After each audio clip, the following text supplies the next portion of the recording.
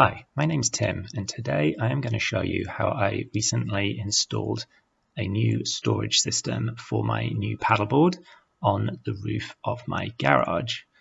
Now, for this, you're going to need a few simple items that you can pick up from your local hardware store, including some 2x4 for the sides, and also a 1-inch thick board to run across the top as well as some dowel rods and also some pipe insulation to go over those rods as well. Also a saw and a drill and all those other normal things that you would find in your garage will come in handy too. So I hope you find this useful. I should also say that the basis of this idea comes from another YouTube video that I watched from a channel called Girls Run Fast, which I'll link to below. So thank you to the person that made that video on that channel for kind of inspiring this design, which is just a little bit modified from that. I got the paddleboard from iRocker, and it's their more budget-friendly nautical brand.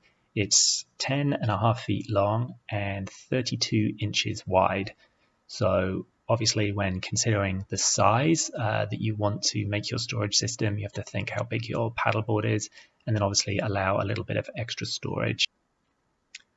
The top boards, which are connected to the ceiling of the garage, landed up being 1 inch by 4 inches, and then I got them cut 40 inches in length. And then the 2x4s on the side, they are 19 inches long as well. I wanted to have dowel rods at the bottom for the paddleboard to rest on because these would roll so that the paddleboard wasn't rubbing up against any of the wood. And then I also bought some pipe insulation, which I put over the top of those dowel rods just to make it nice and extra comfy for the paddleboard.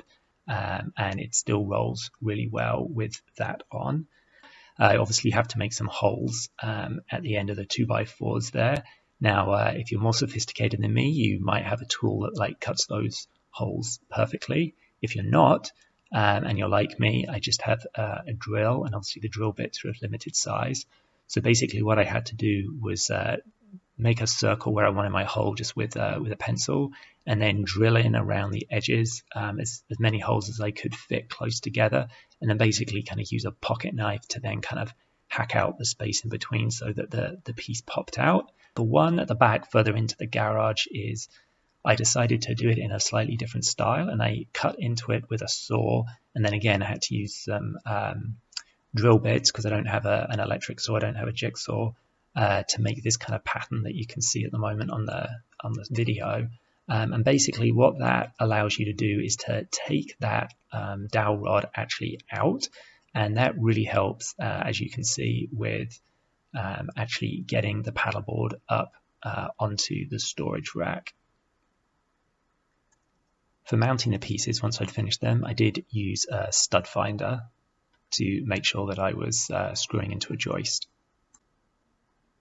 I did also use some small brackets that I screwed in here, as you can see, and I found that gave some extra stability.